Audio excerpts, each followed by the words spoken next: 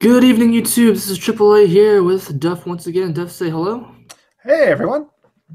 Hope you guys are all having a good spring break. If you're having that one now, congratulations. If not, I'd be surprised. You might have had it before, but it is that time of year for spring break. And if you are religious, I believe tonight would be Holy Saturday, tomorrow would be Easter Sunday, which I actually almost forgot about. So hopefully you guys are enjoying time with family and or having just time away from work kind of thing. So we want to talk about a few things tonight, of course. As you can tell by the title, hopefully we are done with the gun ban conversation soon, but of course that's still in the news along with the, with Rosanne Trump. So to get started, for those of you who don't know, David Hogg, who is, again, if you don't know, the Parkland student survivor who has been trying to promote his own self-aggrandizing points on gun control and basically just bashing anyone who gets in his way. There's recently been a video out by, I believe it was CNN, and two videos describing his actual presence at the school during the shooting or lack thereof. If you don't know, there was a video by CNN when he described the day of the shooting where he was at home, I think working on a project, heard about the shooting, drove or rode on his bike as fast as he could to get interviews of students at the shooting. In another video, he said that he was in school and he heard shots and kind of thing. So two conflicting stories, but it sounds like he probably or most likely wasn't there, which kind of discredits everything he's ever said before and is really crazy. So starting with that, there, Duff, have you heard anything about that? I actually hadn't heard anything about that, but that's if that is true, that is quite sad, because you have someone cashing in on tragedy by proxy. So it's like, not to say that people who knew students who were killed in the incident or who were part of the school and just not physically there can't be traumatically affected by what went on.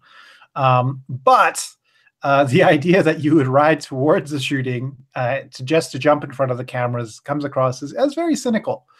And you kind of have to wonder there if the cynicism is coming from the person or they happen to be the right person in the right place for a group that wanted a face to pin their cause on. Because David Hogg is, from what I've seen, a very articulate young man. He's clean cut, good looking, can be a bit nasty in front of the mic, but he's definitely marketable.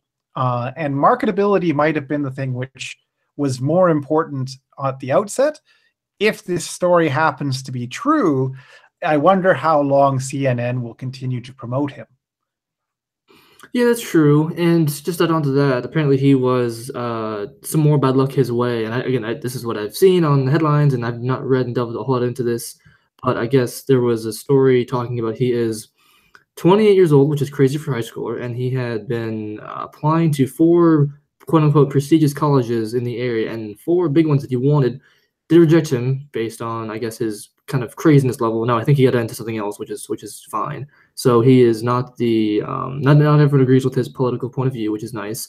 And he's also been compared to I believe Alex Jones had a mock video on his show where he played David Hogg's speech at the March for Lives rally with vocals from a Hitler speech. And yeah, I guess I can see where you could overlap those things and see he sounds a bit crazed and wants to spout his point of view, and then it kind of gives not a salute, but a fist in the air kind of deal and whatever else. And it's the I'm pretty sure we're all getting tired of people on a certain side claiming to be right all of the time, and that's getting a little annoying there.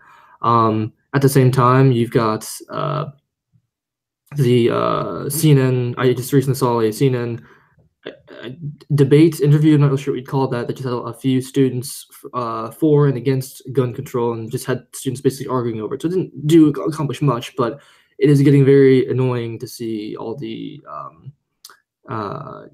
pushing views through kids and kind of deal. Hopefully, things do actually go somewhere. But right now, I think we can get rid of the word debate because right now it's kind of pushing whatever else. But also along with that, I guess recently, Laura Ingraham gave a review on David Hogg and said he's just kind of, lashing out towards anyone that just disagreed with him.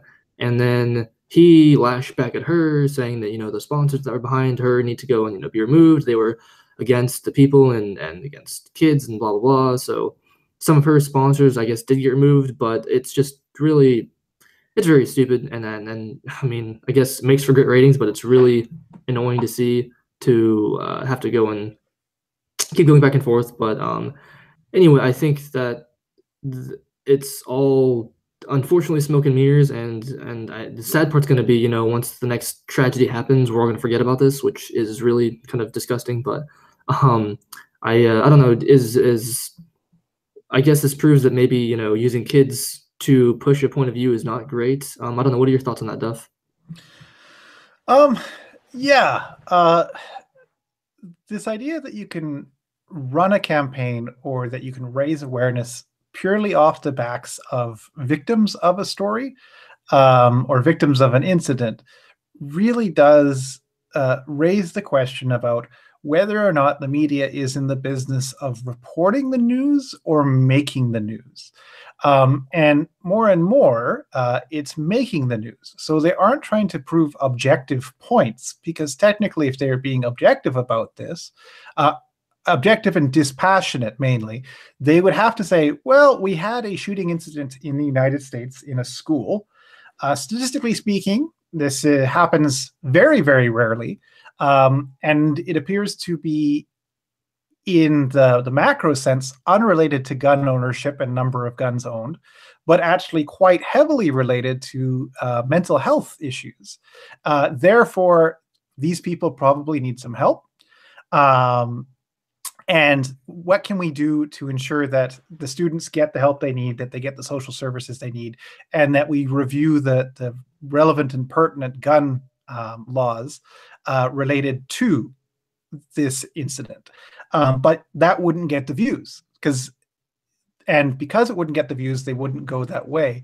Hence, CNN and other news agencies seem to have been in the business of making the news, and in doing so, they probably lose a lot of the viewership, because I sit here and I go, well, this doesn't seem like an honest story anymore.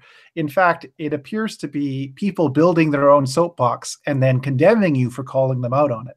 But what are your thoughts there, AAA? I think it's getting very annoying, like I said, to have these. Well, I mean, it's firstly very annoying to say that, oh, we need to do it for the kids. Well, they're kids. They're not. I mean, the reason why we have age restrictions and other work experience regulations on people in power and stuff. I mean, we should, and we should do a better job at that. But, kids don't make laws. There's a reason why you live with your parents until, you're 18 unless something crazy happens. And you don't get certain jobs. You can't vote till you're 18. You can't drive till you're 16. You can't smoke or do the things till 21. And it's we have these laws for reasons. We know that kids or young adults aren't developed yet, so I don't know why we're taking so many things seriously. And of course, it's hard to attack a kid, but at the same time, it's the parent's job to say, hey, you don't know better. I've gone through the things you've been through, and I'm here now, so I've seen where things go wrong. And yes, you can go and whine and moan and whatever you want to do, but in the end, I'm still the grown-up here. And it's very annoying and mistrusting and stupid for the media to just kind of let this happen and go, oh, well, I can't attack them, so let's let them attack them, which just gets really, really annoying. So, I mean, I hope that things do change. I know and I can't remember his name, unfortunately, for the life of me, but there was one kid that Fox interviewed who was actually, doing, was pro-gun, and he was actually going through and talking to senators and trying to get legislation passed, which, hey, you know what?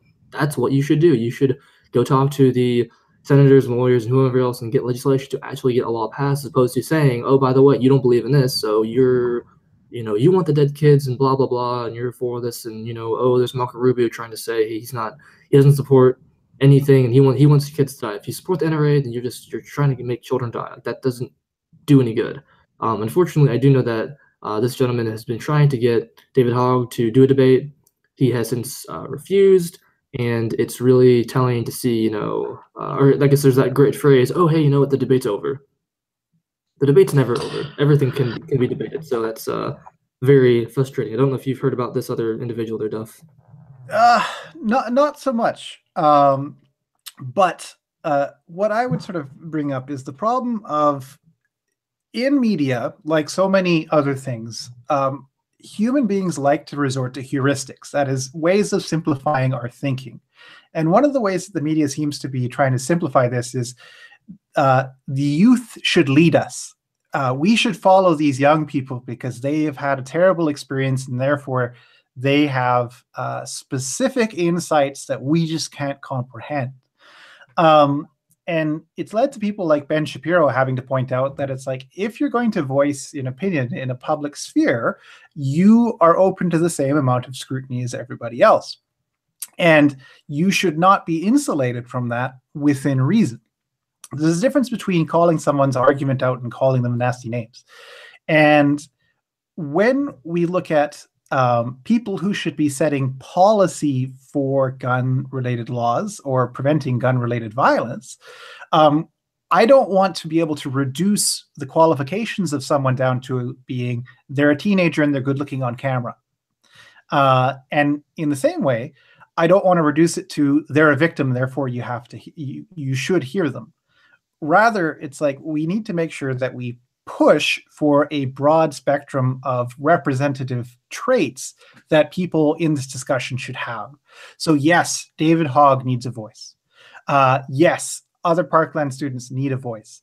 But the idea that they should lead is not directly tied to their experience. Rather, they should be one of the people or one of the groups at the table. There should be the NRA at the table. There should be pro and anti-gun groups at the table. And they should be in discussion with one another, because by having a broad-based representation, we'll probably get the best outcomes. But that's not what they want, because consensus is not marketable. And that's the real shame. Yeah, that's true. I think, and hopefully, I mean, I hate to say this, but I hope that there is more debate. I doubt it. I really hope that since there has been this news of David Hogg kind of being a fraud, maybe things change a little bit more, and we kind of get back to the hey, they're kids, let them speak. Let's take everyone's opinion with a grain of salt and debate stuff, and then hopefully this craziness phase passes us by. But it's just very unfortunate to see, oh, hey, you know what, this happened to me, listen to me, I'm really cool, I want attention, me, which is really, and unfortunately in the age of information and instantaneous gratification about how can I become awesome really fast, this is the nasty result we sometimes get with people trying to take advantage and get in the top, and saying, well, this is my moment, and let's have me shine. And I guess the good news is he's the more he's on the news, the more he messes up, and this is a case where he didn't mess up. So I guess that worked, unfortunately, in his advantage and also in his disadvantage. So I guess that's something to take into account if you ever go down that route. Anyway, wanting to change gears a little bit more and go on to something a bit more lighthearted, there has been the revival of the show Rosanne, which I believe finished its season back in 1997. I do remember the show. I am, unfortunately, or fortunately, I guess, I am a millennial. I was born in 92, so I do remember the show.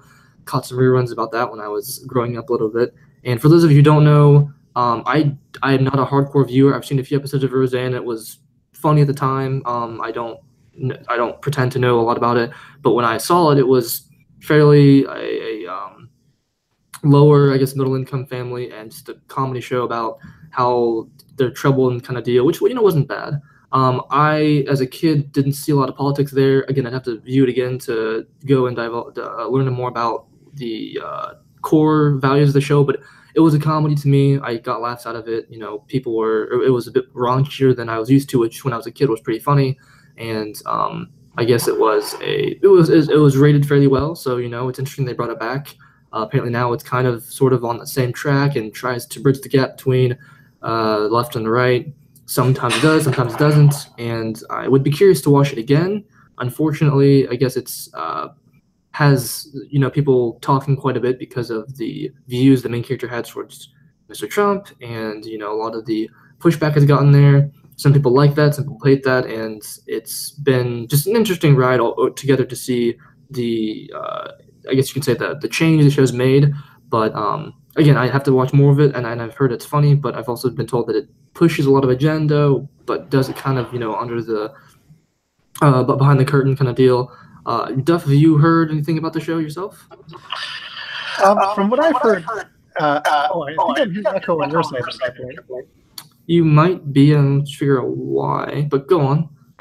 So this is something which Ben Shapiro and Andrew Clavin have talked about quite a bit, where they see it as a bit of a Trojan horse because it sidesteps a lot of the cultural issues that provide differences between Democrats and conservatives and reduces it purely to economics. But the thing which is kind of odd about Roseanne is Roseanne is essentially a show about a blue-collar household where the mom has to rule the roost because the dad is basically a bit of an idiot, a bit of a bumbler, a nice guy, probably drinks a bit too much. And so it's relatable to people who have to work hard every day and might never be able to get ahead just because either they don't make enough money, life is a bit too expensive, jobs are uncertain. So it tends to go towards, let's say, more crass and more earthy humor. And I remember as a kid, like I could watch Roseanne stuff, but I never quite understood it because I was too young at the time, and it's not really my type of humor. So this in bringing it back, what is the television channel trying to achieve? And it's like, well, ratings, because obviously it did have some popularity. We don't have that many shows on right now that appeal to sort of blue-collar Americans. But at the same time, I think way too much is being made of it because I've never really liked Roseanne when I've seen her interviewed. And the fact that she basically plays herself doesn't really get me too interested in what's going on in the show. But what are your thoughts? So like I said, when I watched it when I was a kid, it was kind of like you pointed out. It was funny. I didn't really get the adult humor about it, which was nice because I could just focus on the slapstick, rude and crude stuff. I mean, I was, I think I was a teenager, so I was in that phase of like, hey, by the way, if you say "but," it's funny, and it was entertaining to me. Kind of not to go on a tangent, but that was the same thing with when I was a kid. I used to watch a TV show called Two and a Half Men, which had a long run. My dad and I liked it a lot. My mom hated the show, and it was a bit, I will say, misogynistic and stuff. But again, it was the blatant. One of the main characters there, named Charlie, he was pretty misogynist, and the whole point of the show was, hey, women are great, and just go and have your way, and do whatever you want to do, which was at the time very funny. Now, again, I saw the differences of here's what people think in their heads and blah, blah, blah. Here's how you act in real life. And it was very obvious to see okay, hey, this is a joke, this is a comedy. Don't really do this, but this is what you get if you act this way. And there were episodes where Charlie and his family did great and things where he got punished and stuff. So kind of the same thing with Roseanne, where you saw the hard life and stuff, and she joked around to get through, and it wasn't too bad. Again, I need to see more of the new stuff, but from the trailer, it looks pretty funny. Along with Duff, I saw Mr. Shapiro give his review about the culture war overall, and saying, oh, hey, we think that you're maybe we don't always see eye to eye, but economics are important and stuff, and seeing the kind of sly, I guess they had an episode where that Roseanne's I want to say grandchild, but I could be wrong about that, comes in and dresses as a girl, and they make not a big deal out of that. So it's kind of interesting to see the points they try to push and go, oh, well, this is okay. And again, they sneak in the point of view of, hey, this kid changed his clothes, blah, blah, blah. We're not going to make a big deal out of that stuff. And it's very sneaky. Again, I don't think on the one hand, it's nice because you have a fresh perspective of not bashing somebody. So that's nice for people on the right to go, hey, at least we have something in common. I don't think that's bad. Again, I'd have to see the episode to get more context, but at the same time, you got to be careful with what you do. And I don't know. Do you think the small, the sneaking ideologies are bad, or is it nice to have that and not keep having the things bash in our face there, Duff? Well, what I'd say is this: is that all shows, of course, have their own ideological baggage, which they bring with them. That they either try and soft sell you or hard sell you. And it, I think the bigger problem is the underlying assumption because of who this show is targeted at. So this is targeted at the hardworking, family that has a hard time making ends meet at the end of the day. And they're trying to sell to these people that, oh, you need to be more tolerant without actually establishing that they're intolerant, kind of thing, right? And so it's like the greatest irony of the YouTube space is we get to see a lot of people from different backgrounds espousing different ideas, but the biggest backlash that they get are from the groups that say you're not acting according to script, ergo you're a terrible X, Y, and Z thing. And here's where Rosanne, or at least the show, is being a bit disingenuous because it's assuming that these type of people would inherently be intolerant. And the fact is, if somebody dresses in a weird way and it's your kid and you go, that's a bit weird, maybe not right now. If you want to do that when you're older, that's fine. That's not actually a hateful position to take. But I would assume that the show takes this in the perspective of, oh, well, it's okay. I never thought about it that way. I shouldn't do anything as a parent to turn my kid or to address how my kid is acting, which runs completely contradictory to, of course, what Jordan Peterson says in his 12 Rules for Life, which is make your kids people who you like. If you don't like your kids and you can't take them out places, you've kind of failed as a parent. So it's conflating things and trying to soft sell values that might not need to be soft sold, and also seem to assume that everyday people in our modern context are somehow more close-minded than I think they actually are. Yeah, that's true. I think it's really like I said, I appreciate the fact that it's.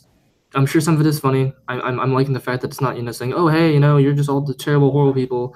It's a bit scary and sleight of hand to say, oh well, here's a political point we're not going to blatantly say, but here's what we're going to say, and hopefully you all kind of just have a little bit that'd be kind of do, and yeah, it's kind of a reprogramming of, oh maybe they mean that this.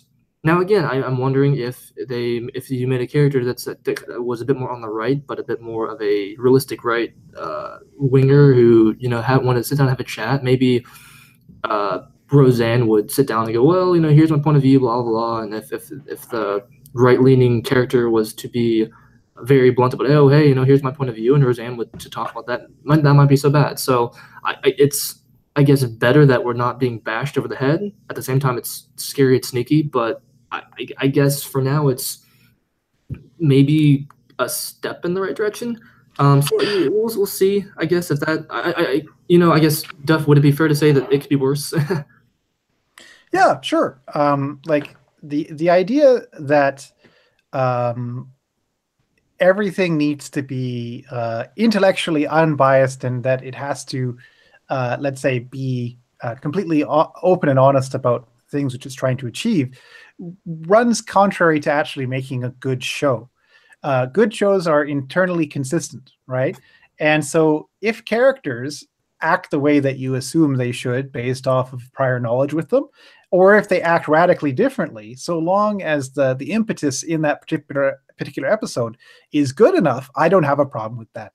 So the fact that Rosanne is back and we have a sort of blue collar show that's probably going to pick up some ratings in the same way that King of Queens did, and what was it, Mike and Mindy or something? Mike and Molly. Yeah, sure. Like there's an audience for that, and as a television broadcast company, if you can appeal to that audience, good for them. That's all good. It's kind of like Jane Fonda's show on Netflix. It's pretty ideologically. It doesn't try and hide its ideological bent, but it's still a hilarious show. So yeah, I don't have a huge problem with it, but I do have more of a problem with people trying to sell it as the best thing since sliced bread. The world went on when Roseanne ended, and the world will go on when this Roseanne ends too. That's fair to say. So I mean, I kind of want to watch it, see how it goes. I hope that more people take the trend of, hey, let's kind of stop with the you don't believe me and this blah blah. And again, hopefully there are more shows that if they're not gonna be share all the same values, at least they kind of say, well, maybe we're not all hating each other. So again, maybe a step in the right direction. And since we're on the topic of shows, I don't know if you've heard about this stuff, but I guess Fox wants to go and renew the TV series Last Man Standing. Have you heard anything about that? That was the show wasn't originally done by ABC, but they canceled it after 2 seasons, or was it originally done by Netflix?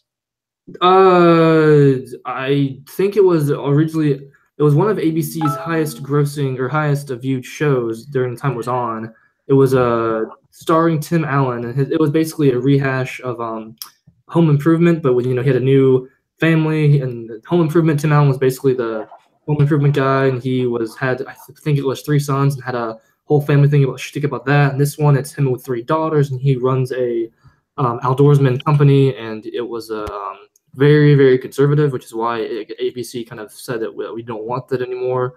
So yeah, Fox talked about rebooting that series. If you've heard anything about that.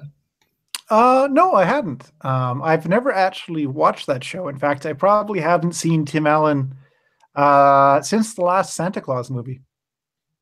Oh wow, yeah, he's done a few things since then. But no, have you seen much with Home Improvement then, or no? Yeah, back in the day, I quite liked it. Al, of course, was my favorite character, and then the neighbor was really cool too. And of course, that was the show that gave rise to Jonathan Taylor Thomas's brief time in the limelight as well. I don't. I need to see the face, but quite possibly. And wasn't Pamela Anderson on it for a while as the Tool Time girl? Plus, who was the other major actually not major actress, but model from the time? But yeah, there were definitely things that I liked about that show, and it was also quite funny. It was a good show. It was funny. It was pretty clean. It was good value. It was a good time. And I think they had a good. I liked their jokes. I liked their shticks. I think the ending of the series. Spoilers. It's been years, but they actually moved. But so yeah, well, that was fun. And I really enjoyed just the family humor. He was the family man, if you will. Oh yeah. So with that being said, have you seen anything with Last Man Standing overall then, or? Nope, no, I haven't actually seen the show. So Last Man. So of course, with Home Improvement, he was like I said, he was selling tools and what that kind of stuff, and he had his own family problems, and it was the how to be a man, how to be the dad, and kind of the own family issues there. With Last Man Standing, like I said, he is with 3 daughters. I believe in the first episode, he had come back from not a mission trip, but I think he was studying something in another country, came back to his family, and was helping his friend run the outdoorsman, basically the Dick's Sporting Goods of the show, if you will. And he uses a little video describing the sale or something for each episode, and it's just kind of a rehash of the same thing. He sells the outdoor equipment, has the family issues there overall, has goes through, and again, it's nice because it's a conservative bend to it. I think dressed up as Trump for Halloween for one episode. There was one very funny episode where he was trying to, I guess he was giving a speech at his daughter's, I want to say it was his graduation speech, I want to say, because they were celebrating business owners or something of the such. And during the episode, I guess he was reviewing the speech with his daughter, and he used words that were triggering, supposedly. And so he had to rewrite the speech. It was just basically just making fun of SJWs, and he couldn't say, ladies and gentlemen, he couldn't say hard work. He couldn't a lot of things he couldn't say, and he just basically just made fun of, wow, I free speech is gone. You kids are crazy and stuff. So it was very entertaining. But anyway, it was rather annoying because I think after I don't remember how the first season ended, but I remember the second season ended with one of the daughters. I think she was engaged to the boyfriend, and the ending of I want to say it was the third or fourth season. I think they had 4 seasons actually. It wasn't really a cliffhanger, but it was kind of it wasn't really I wouldn't call it a good finale. It was just kind of a season ender. So they definitely have room to grow. But I mean, it was interesting enough too, because the first season you had the daughter, with the oldest daughter was pregnant, and so it was dealing with, hey, you shouldn't be pregnant, you're not married yet. The middle child was fairly into cosmetics and liked the outward appearance, and then the youngest daughter was very much, the daddy's little girl. She was into the guns and military stuff, and so she and her and Tim Allen, loved what Trump was doing, like gun things, a lot of the tax stuff. It was very entertaining to see. The show did a good job of saying, the oldest and the middle daughter were kind of had their own opinions, and the youngest daughter was siding with the dad. So whenever a political or values argument was made, you could see both sides fighting. So it was actually entertaining that way. So anyway, I guess I don't know what you've heard there, Duff, but ABC, I want to say, had that at the prime time spot for the ending of the fourth season, and they basically canceled the show. And Tim Allen today just canceled it, and he was blindsided by it. But ABC just said that the ratings weren't great. A lot of rumors said that the ratings were amazing, but again, it's because it's had a conservative bent to it, and people don't like that. So hopefully, it does get another run with Fox. I don't see why Fox would say no to it. It doesn't really do anything against. I mean, it didn't really do a whole lot to bash liberals. It was just giving specific ideologies every now and then. It was just a good, fun-loving show. Didn't go into politics a whole lot, but it even made fun of the right. Every now and then there was even an episode talking about, government's gone crazy and stuff. And Tim Allen's like, yeah, government can be crazy, but you have to respect everyone. So it's again, people don't like what doesn't agree with them. So I do hope I hope the show comes back on, and hope everyone gets a chance to watch that and laugh some more. Anyway, with the TV shows out of the way, the only thing I wanted to talk about that was, I guess, controversial, but not really. Duff, I'm assuming you've heard the controversy and the maybe new news over Stormy Daniels potentially. Not sure. What are you referring to there, AAA? So I know that, and I didn't watch the whole interview, but I know that Anderson Cooper did an interview with Stormy Daniels describing the event and hey, why were you with Trump? What did you do with Trump? Trump, what happened there? And basically what I came to the conclusion of was, while Trump was with Melania, he got together and slept with Stormy Daniels. It was consensual. He paid her money. She didn't really care. It wasn't anything I mean, let's not pretend we don't all know Trump can be kind of dumb about his sexual advances, and he did some stupid things, and so did she, and whatever. It's they're not the best poster children of what should go on in a relationship, but it happened years ago. I mean, Melania kind of knew what she was getting herself into when she was dating Trump while he was married, so let's not pretend that anyone's the great arbiter of truth right now. So I mean, that's all that really happened there. Stormy had easily made the argument of, I don't really care about Donald. I got money out of it. I'm done.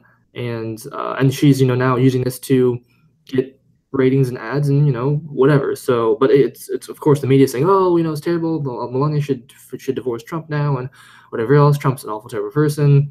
And it's just blown out of proportion. But I wasn't sure if you had heard anything different, or if you had even heard those stories. No, I had heard that stuff. And this gets back to what I was saying at the beginning of our discussion today, which is the news is very much in the business of making news.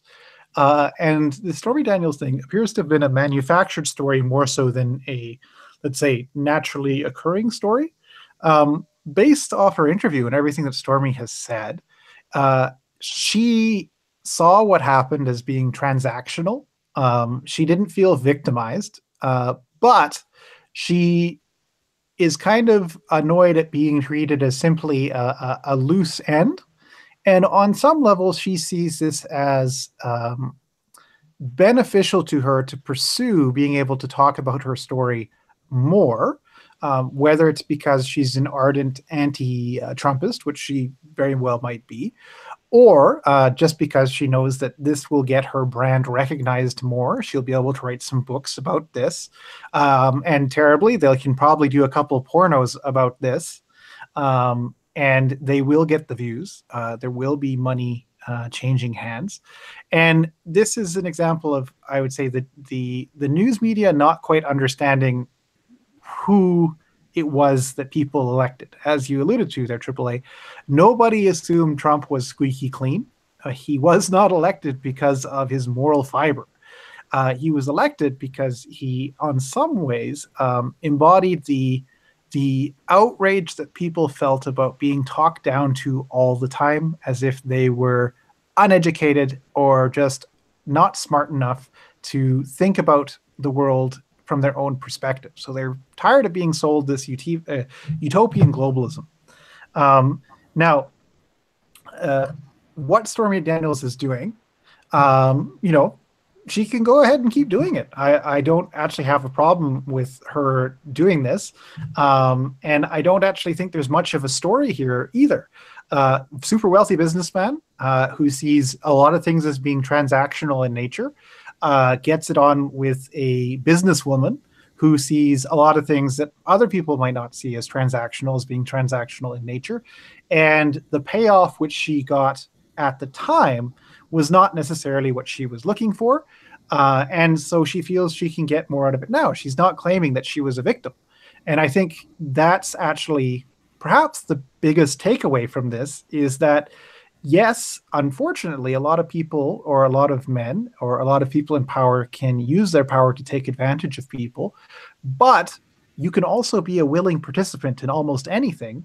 And that doesn't actually make you a terrible person either.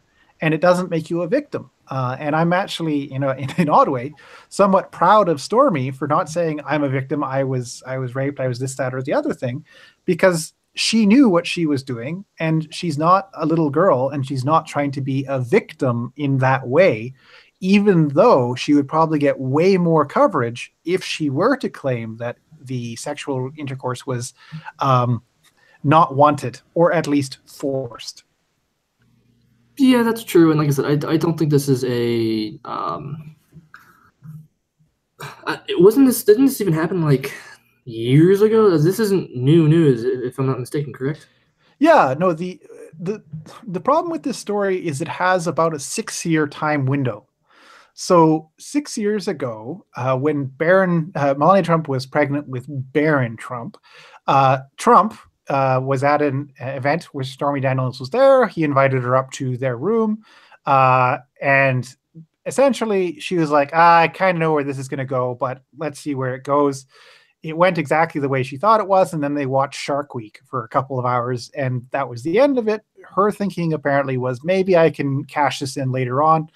But she got asked to sign a non-disclosure for that event. Then, leading up to his run for presidency, she was given or offered a separate non-disclosure agreement, which she signed on to and was given $130,000 for it. The big issue with that $130,000 is its origin, because it appears to have been taken either from campaign funds or taken from funds which shouldn't have been allocated for hush money.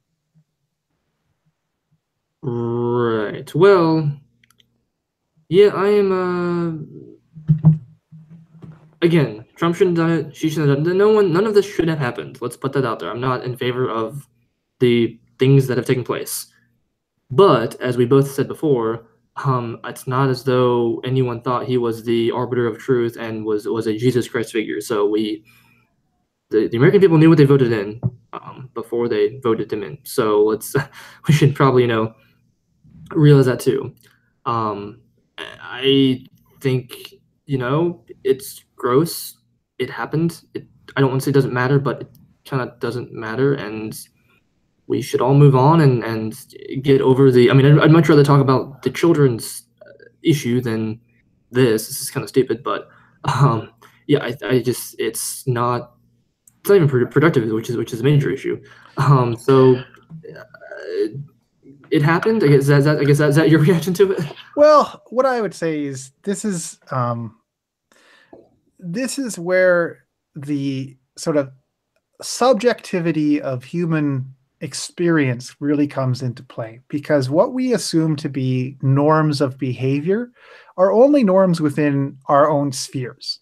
And when we look at people who are either extremely wealthy or let's say more towards the impoverished end of things, or if we look at sort of societal development lower down on the societal development scale, the idea of fidelity for powerful individuals is not lockstep with, let's say, the more puritanical and somewhat Victorian stance that you should only have sex within marriages. You should always be truthful to your wife and not cheat on them, and all of which I think are good moral values to have. But most politicians seem to try and get away with things, regardless of whether or not they try and portray themselves in a certain way. And my question leading out of this is, what sort of family dynamic does that lead to? Because it's like Melania's over and his sons are over for Thanksgiving dinner. So, Baron, did you know that your dad did exactly what he did to our moms when they were pregnant with us too? Isn't it so weird that dad just can't keep it in his pants? Oh, that dad. Like, just think of those discussions. Yeah, it's just not a. Again, I don't want to say, oh, I don't care, but at the same time, like it's kind of the. Well, did you know that? Well, did I know it could be possible happen? Has he done in the past? Has he had a history of that? And did she kind of know what she was getting herself into as well? Yeah. So I don't think that this is again, it's a lot of smoke, a lot of mirrors, not a great big fire. I guess is that fair to say? Well, that, I think my closing thought on this would be, when it comes to interpersonal relations, how you sell yourself and how you market yourself. How would I say this? How you act does not have to be completely moral if you make no pretenses about not being completely moral. A lot of people can act in a variety of different ways and produce very functional relationships. This idea that everything can be reduced down to you have to act in this particular way and you have to be, let's say, some sort of pinnacle of virtue to achieve something in the world is more of a stereotypical generalization than an adequate description of reality. The relationships between human beings are always complicated, and what we might think might not work for anybody could totally work for somebody.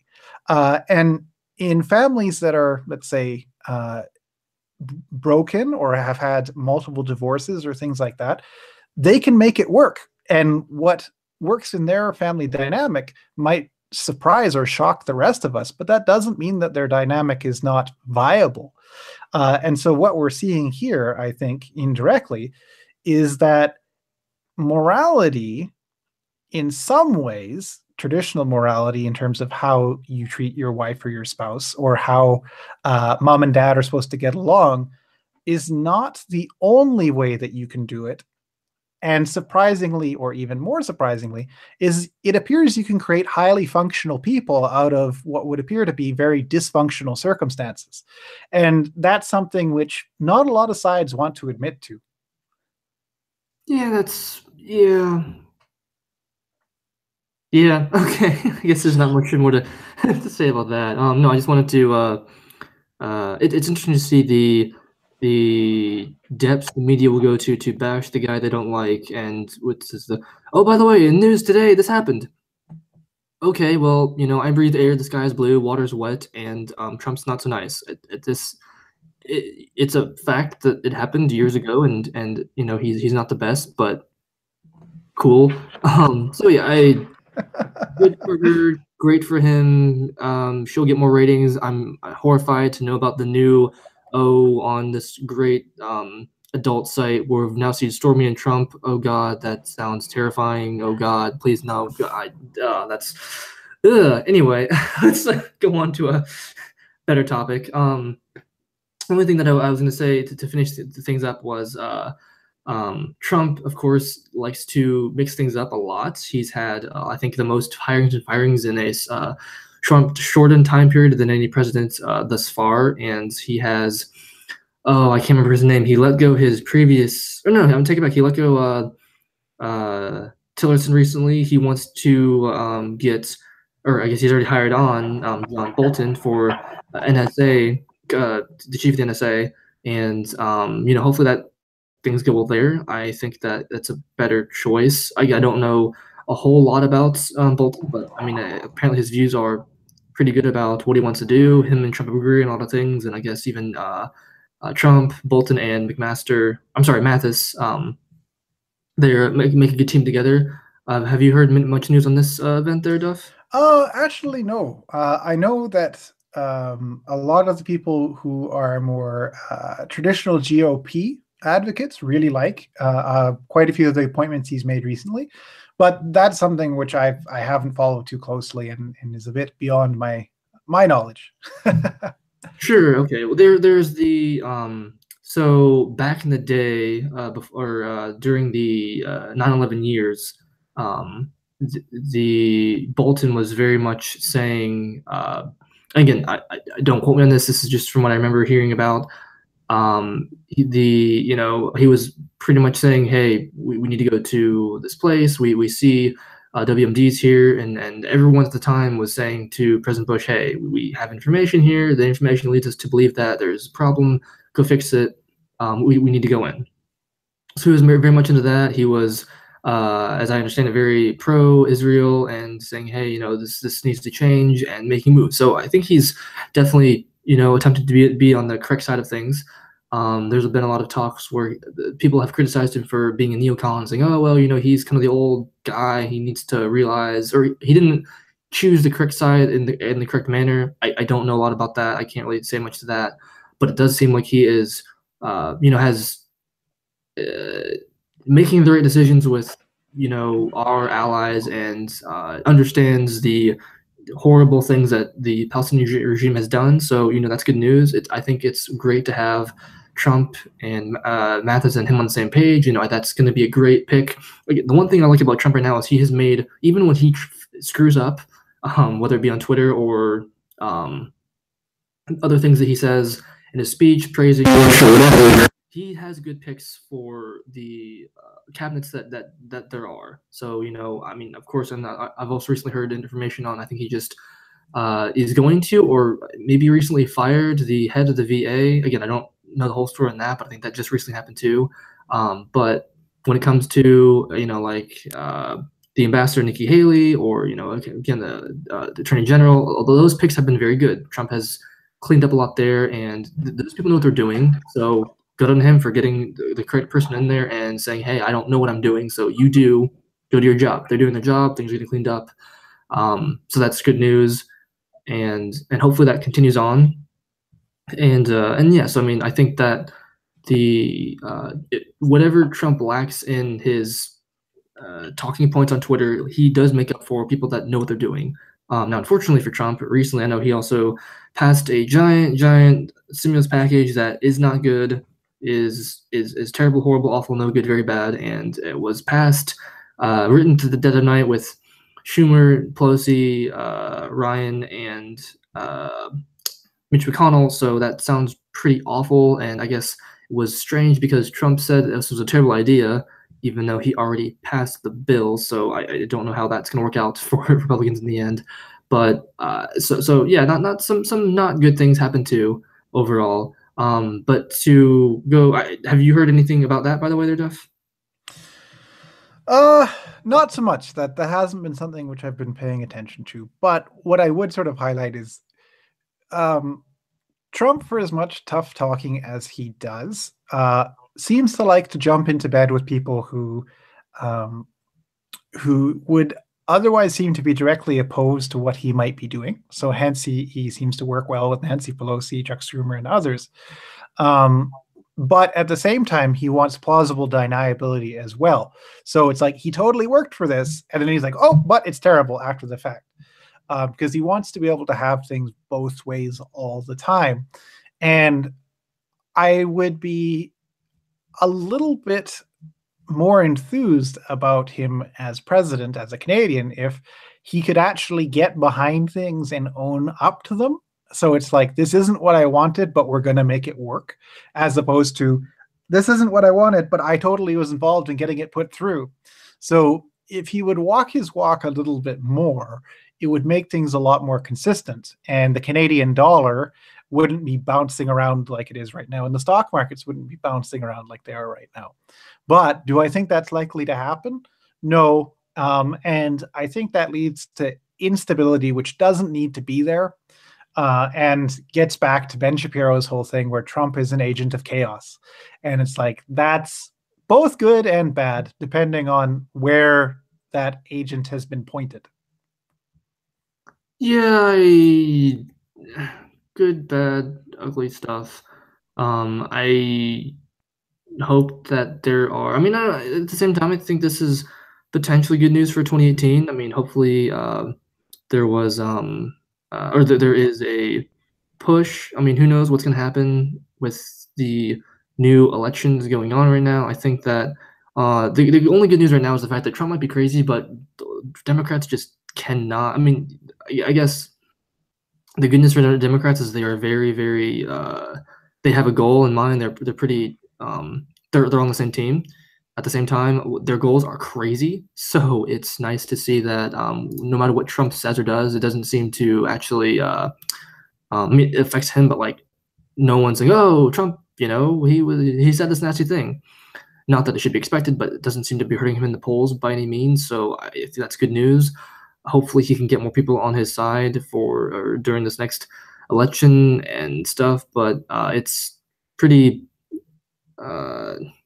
The not knowing is pretty bad. So hopefully things change there. But I don't know. Do you have any newer thoughts on or potential predictions for the election this year?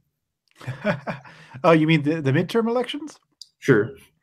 Well, I don't think we've seen anything that would make them any different than what has been the traditional thing, which is in midterm elections, the party in power tends to lose more seats or doesn't tend to gain any seats.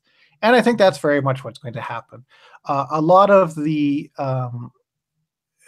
feelings of what Trump did to get elected, he's hasn't really done much to maintain. And so this whole MAGA thing seems to have gone by the wayside. He doesn't appear to have been able to cash in on having the majority in both the Senate and in the regular House. So what's he turning into? Well, pretty much a run-of-the-mill, slightly outspoken, slightly more, let's say, 21st century, typical Republican president. And in reality, that's what most things tend to fall towards. We sell ourselves as one thing, but it's really hard to stay revolutionary, especially when you're the incumbent power. So, yeah, I don't think there'll be any major surprises. I think we'll see a little bit of shuffling. One of the houses might be lost, or one of the majorities might be lost, or put into more question. And that's about it. How about you there, AAA? I mean, I think that the good news is, I mean, for, a guy who ran on I'm not a politician and I'm going to get stuff done, there's a lot of things he got done. And, it's nice to see that he, I don't want to say takes on the media correctly, but he hasn't really shown any signs of stopping what he's doing. He says what he wants. The media can't really touch him and whatever else. Of course, the downside of all this is he's a bit crazy and there's a lot of stuff that I like what he does. I don't necessarily love what he says. And that's for another reason why he got voted in. And so he's definitely, a reactionary candidate. And we're also seeing a lot of his senators and governors and whoever else saying, oh, hey, he's crazy. I'm not him. I want out.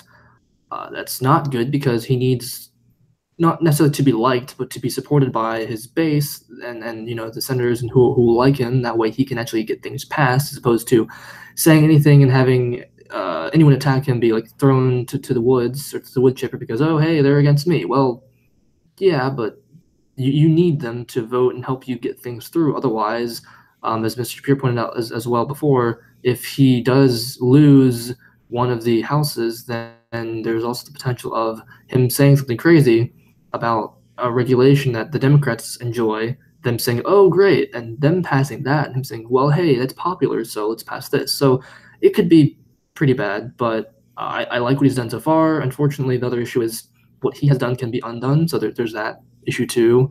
And for anyone who doesn't know, there was a interview that Ben Shapiro had with Senator Ted Cruz where they talked about, where Senator Cruz talked about trying to get the legislation that was easily passed on the table to get consensus on. And one of the major issues they've been having is the bigger issues are hard to pass because there's a lot of different viewpoints on those. But other issues like, hey, let's get this. Let's make sure that the tax cuts stay. Okay, great, we can get on board with that. Or other issues that are pretty easy and only need 50 votes. They should do that, but I guess they're not being very well focused. So hopefully they can kind of get their act together and realize that we want them to do the things that we voted them to do. And that's just unfortunately politics for you. Also, I just recently saw, not to go to tangent, but there was also a Rubin report had, I believe, Mike Steffens. I can't remember the guy's name. He's running he's the new Democrat for governor for the state of California. He had a Rubin report recently. He talked about a lot of changes he wanted to make, and honestly, I mean, I'm as a Democrat, I mean, I think he's a great choice with all the things he wants to do with energy, with education, taxes, all those points. He makes great strides to kind of be open and want to incorporate all those values. And I mean, he has basically just said, he agreed with Rubin. I used to be with the Democratic Party. They left me. Here's the views that we should have held and stuff. So that'd be great. But we just need to have more. We need to bring back common sense. Have you seen that interview, by the way, there, Duff? Yeah, actually, I quite liked it. Of course, he was previously a spokesperson for nuclear power and alternative power sources. And I think what it speaks to more generally is that the U.S. has a bit of a unreflective political system because you have a two-party system. Because I would say that a lot of the right-leaning Democrats are more like the left-leaning Republicans than they are like the center parts of their party or the far ends of either party. And we don't see that in a direct way because there's only two parties. And the idea that you only have a two-party system in the United States is a bit of a misnomer. There used to be different parties, and there used to be more than two parties. But for the last, I think it's something like 89 years, you guys have only had those two. And therefore, you don't get that much diversity in opinion because whoever's running the party tries to make it look like they have a unified front. So people like Mike Schellenberger, who is in reality a corporatist, but a corporatist who wants free speech, who wants less government direct control over things, but does want the government involved to keep regulations and to keep make sure that people are treated well and that their rights are not infringed upon. It makes them seem like they're invisible, but they're totally there. So I think it was neat. I particularly liked that interview with Dave Rubin, but I think what it sort of drove home to me is just how artificial the two-party system in the United States really is. Yeah, that's true, and I hope that he does do well. I think that he'd be a great candidate. I'd vote for him, and I appreciated his viewpoint agreement with Dave Rubin saying, I think that the Democrats were right up to the 1950s, and then they kind of just wanted to be the party of, I want this stuff, and I'm going to close the door on anyone who wants it behind me, which is a little bit crazy, ridiculous, but I guess that's kind of how we are nowadays about the, I get this stuff. I don't want anyone else to have this stuff, so we're going to have this be the tax the rich a whole lot. We're going to say, forget the poor, the middle class can move out, and things are going to be how it is, and it's just the greed of the corruption of how governments run. So hopefully he gets a fair shake and is able to make change. Who knows? We'll see. But it sounds like a great candidate. So, that's just, I wish there more Mike. What did you say his name was? I'm sorry, Mike something? Mike Schellenberger. Okay, gotcha. Hopefully there are more of him around. I think that, well, I don't know. Do you think that there are maybe, we've seen the start of less crazy candidates potentially, or maybe he's just an outlier? What I think it more so is that the number of people who are comfortable speaking with non-traditional news media sources and realizing that they actually have a bigger outreach than traditional news media sources is growing. And I think what we're going to see is a lot more savvy politicians, whether they're right, wrong, or somewhere in between, using these platforms. Because not only did Rubin have David Frum on, he also had John Kasich. And I know John Kasich is himself a controversial figure within the Republican Party, as far as I know. But we see these people trying to speak into the digital sphere and take out the middleman. And what I love about it is it actually allows them to articulate their views in a more expansive way, and also allows me as the viewer to see them as more than just a talking head that's forced onto a panel into usually a 2-minute part of a regular news network program. So I think what we're seeing is, and what we'll continue to see, is more savvy politicians reaching out to new media in order to appeal to voters in ways that they couldn't otherwise.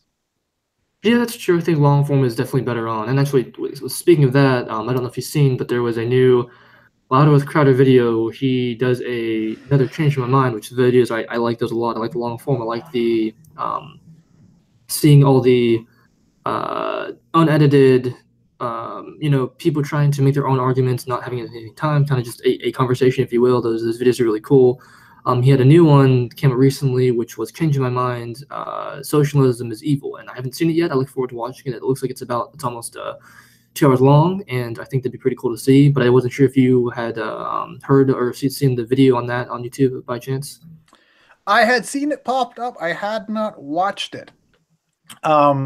Because I think to a degree, socialism has always been a vehicle that has tended to lead to things like communism.